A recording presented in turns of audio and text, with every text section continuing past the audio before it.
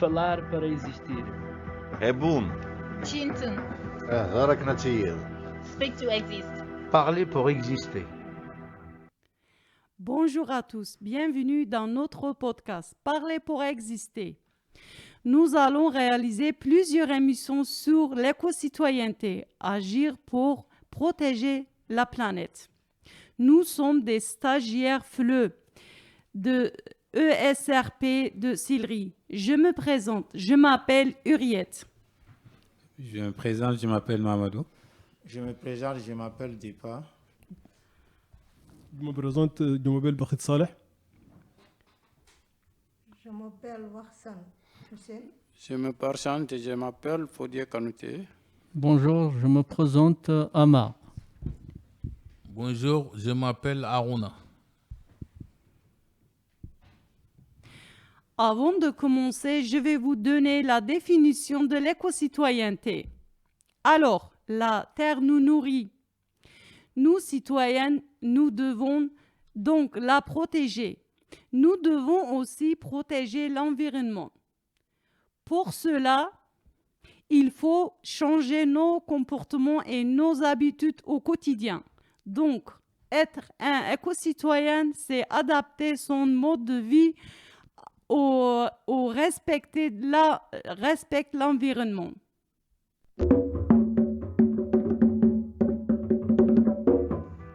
Falar para existir. Hebun. Chinton. غرك نتيل. Speak to exist. Parler pour exister. Aujourd'hui, nous allons parler d'un problème, en particulier la déforestation. C'est quoi la déforestation? Où se passe-t-elle? Amar. Merci pour la question. La déforestation, c'est la réduction de la surface des forêts. Ça se passe surtout en Malaisie, en Centrale-Afrique, en Indonésie, en Malaisie. La déforestation s'augmente plus en plus depuis 2010. 13 millions d'hectares qui sont rasés chaque année. C'est depuis 30 ans, il y a 420 millions d'hectares ont été rasés. Ça a fait 6 fois la surface de la France. Merci Amar pour votre question. Ces chiffres sont impressionnants. Iriette, vous pouvez nous dire pourquoi c'est inquiétant? Oui, c'est très inquiétant. C'est un problème majeur parce que les forêts sont poumons de la planète. Elles absorbent le CO2 et elles permettent aussi la filtration de l'air et de l'eau. Les forêts protègent la biodiversité. C'est quoi la biodiversité? Expliquez-nous. C'est la variété des espèces dans le milieu naturel. Par exemple, les plantes et les animaux et les insectes. Pouvez-vous nous dire quelles sont les causes de la déforestation, Aruna? Oui, les déforestations, ça cause de gros problèmes, c'est de l'agriculture. Il y a combien de millions d'hectares qui sont détruits? C'est à cause de l'agriculture. Pour l'agriculture, pour le cacao, pour les soja, pour faire l'huile de palme. Pour cultiver le cacao, oui. Et les soja et l'huile de palme. L'huile de palme. Ouais. Et merci Aruna. Est-ce que nous sommes concernés en France? Saleh. Oui, c'est le problème mondial. Les arbres sont coupés. Nous cultivons les soya, les cacao, l'huile de palme pour nous envoyer l'Europe pour nourrir des animaux. Pour nourrir les animaux en Europe? Oui, en Europe, oui. D'accord. Et c'est ça la déforestation importée? Oui. Et en tant que citoyen, est-ce que à notre niveau, qu'est-ce qu'on peut faire, Fodé? On peut diminuer. Oui. On peut diminuer consommation consommation de viande. Nos consommations de la viande. Oui. Oui. Avec produits de laitiers. D'accord. Laitiers. Produits laitiers, oui. Oui. Mhm. Avec un produit d'huile de palme. D'accord. D'arrêter d'implanter les arbres pour faire l'huile de palme. Oui. Oui. On peut éviter de couper de bois. Oui. Pour faire du charbon, par exemple. Pour sa consommation de personnel. D'accord. Je suis d'accord avec vous. Vous avez dit qu'on diminue nos consommations de viande. Oui. Pour certaines personnes, ça va être difficile, je pense. Parce qu'ils ont l'habitude de manger tous les jours. Bien, on peut... 3 fois par jour, la viande. Est-ce que d'arrêter d'un coup, je pense que ça va être difficile. Si vous avez un conseil à donner. Oui, je vais vous conseiller. Donc, vous pouvez diminuer. Donc, remplacer les légumes. Remplacer la viande par légumes. On mange les légumes à la place de la viande. Oui. Donc, vous pouvez consommer une fois par jour. Une fois par jour, oui. L'emplace de la viande. D'accord. Oui. Vous continuez comme ça, petit à petit. Comme ça, arriver 3 fois par semaine. D'accord. Donc, on fait une fois par jour au lieu de 3 fois. Oui, par semaine. Après, on fait un jour sur 2. Oui, voilà. C'est qu'on arrive à 3 fois par semaine. Oui. D'accord. Merci pour votre conseil. C'est très, très bien pour votre santé. D'accord. Merci, Fodé. Oui. Donc, maintenant, on allait voir le témoignage de Dipa, qui a une histoire à nous raconter.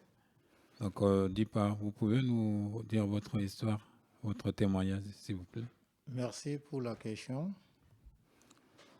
Ça, c'est un problème mondial, surtout au Mali, particulièrement dans mon village natal.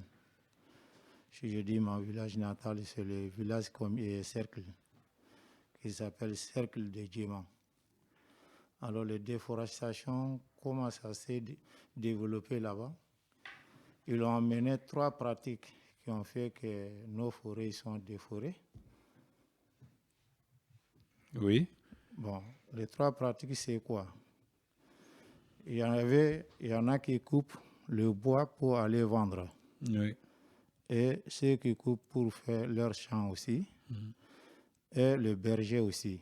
D'accord. En même temps, l'État aussi il faisait les parties que les gens qui vendent. Parce que les gens qui vendent, il faut le voir que l'État il les donne une autorisation pour aller couper le bois. Autorisation pour couper le bois. Alors, donc, voilà les 3 principes causes qui a produit la déforestation chez nous. Ouais. Est-ce que les causes c'était quoi les problèmes après? Les problèmes après, quand les gens commençaient à couper des arbres? Oui, le problème d'abord, c'est que nous, on avons fait et on a essayé de sensibiliser les gens. Non, les problèmes, c'est-à-dire les problèmes, ça a causé quoi comme dégâts? Les dégâts qu'il a causés, donc voilà, la première chose, comme ils ont coupé le bois, ça fait que les femmes ils sortaient pour aller chercher le bois peut-être à 1 kilomètre. Mais lorsqu'il y avait les déforestation, donc ça fait que le bois est avancé pour trouver bois pour venir préparer. Il fallait aller jusqu'à à peu près 30 km. Donc ça fait que les femmes ne pouvaient plus aller chercher le bois. Le premier problème, c'était ça. Deuxième, ça produit les sécheresses aussi. Parce que lorsqu'on coupe les arbres, donc après, s'il n'y a pas la pluie, il n'y a pas beaucoup de pluie. Il n'y a pas beaucoup de pluie qui tombe. Donc il y avait les sécheresses. Troisième chose, c'était aussi, tu sais, au village là-bas, les paysans, il n'y a pas beaucoup qui bénéficient de l'eau potable. Donc, ces qu'est-ce qu'ils font? Ils font les puits pour trouver leur lot.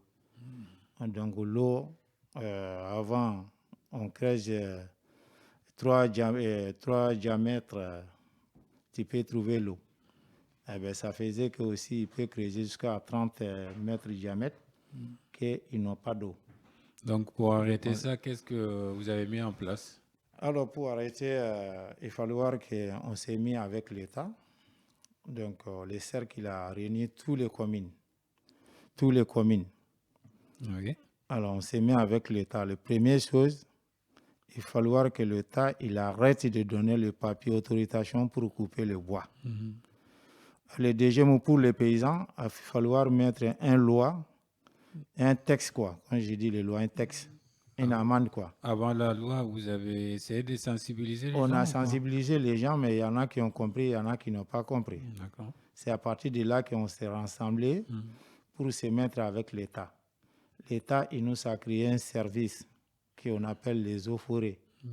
Donc, avant, les eaux-forêts, ils travaillaient juste pour l'État, ils gardent les grandes forêts. Quand il y a eu la décentralisation, là, chaque village, chaque commune, c'est eux qui gardent leurs forêts. Donc, le garde forêt, il faisait que garder les grandes forêts. Donc, l'État a divisé les services, maintenant, les gardes forêts. Ils ont donné une partie, les paysans aussi, ce qu'on appelle les gardes paysans du village. Donc, avec ça, on s'est mis avec les villageois. Et après la loi, ils ont arrêté ou ils n'ont pas arrêté de couper un peu sauvagement? Non, après la loi, il y en a, ils l'ont arrêté parce qu'il y a une amende. On a mis l'amende que si on trouve que tu coupes un bois, on te met une amende de 100 000 francs CFA, ce qui fait à peu près 150 euros. D'accord. Donc, tu sais, là-bas, pour trouver 100 000 francs, c'est pas facile. Mais le problème qu'il y a, c'est le garde forêt se met avec la jeunesse. Donc, quand on t'arrête, tu es obligé de payer sur place. Donc, ça fait que ça a diminué, quoi. Vous dites que vous avez une association aussi que vous êtes réunis pour remplacer les arbres qui ont été coupés. Qu'est-ce que vous avez fait? Oui, avec ces associations, on s'est mis avec eux parce que pour eux, ils se déplacent, ils ont les camions pour aller chercher les plantes aux grandes villes ou l'endroit où il y a les plantes. Donc, ils venaient, on a parlé avec chaque village, les comités de jeunesse. On dit chaque village par jour. Tu sais, là-bas, c'est le lundi qui est férié. Donc, on dit les saisons de pluie, c'est pendant 4 mois. On dit dans 4 mois, chaque village, ici, ils plantent donc, vous avez planté les arbres pour remplacer les vides qui étaient là. Voilà, ça y a un changement ou ça... Oui, il y a eu beaucoup de changements parce que les arbres qui sont coupés, ils l'ont remplacé beaucoup. Donc, ça fait que ça a changé beaucoup de choses. Ok, je vous remercie pour votre témoignage.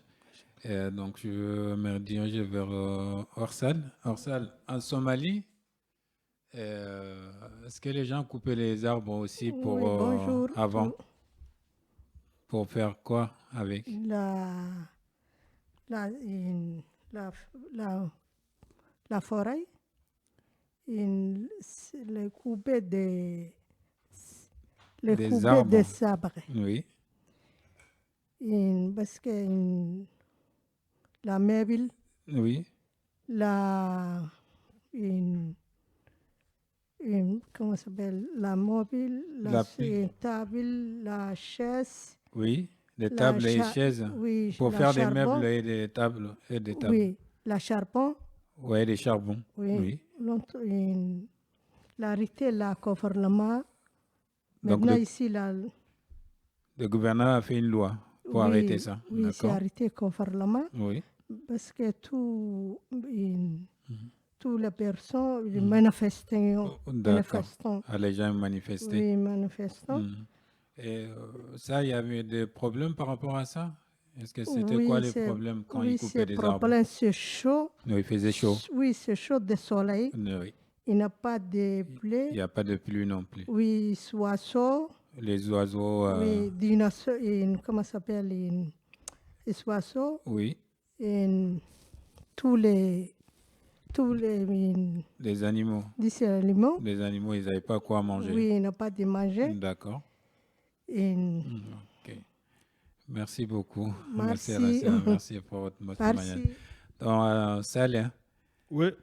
au Soudan, est-ce que c'est la même pratique? Qu'est-ce qu'ils ont fait pour remplacer que les gens qui coupaient les arbres? Qu'est-ce que le gouvernement a fait? Oui, les communes, ils trouvaient la solution pour ramener les bouteilles de gaz pour tous les villageois. Chaque mois, ils font le tour pour porter les bouteilles de plat, après le changer pour les bouteilles vides.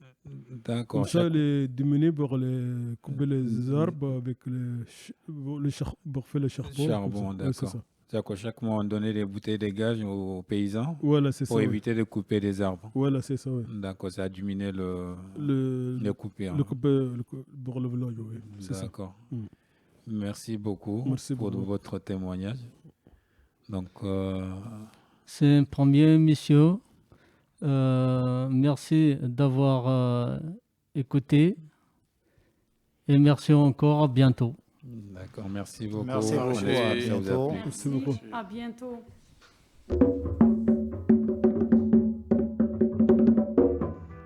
Falar para existir. Hebun. Chinton. غرق نتيل. Speak to exist. Parler pour exister.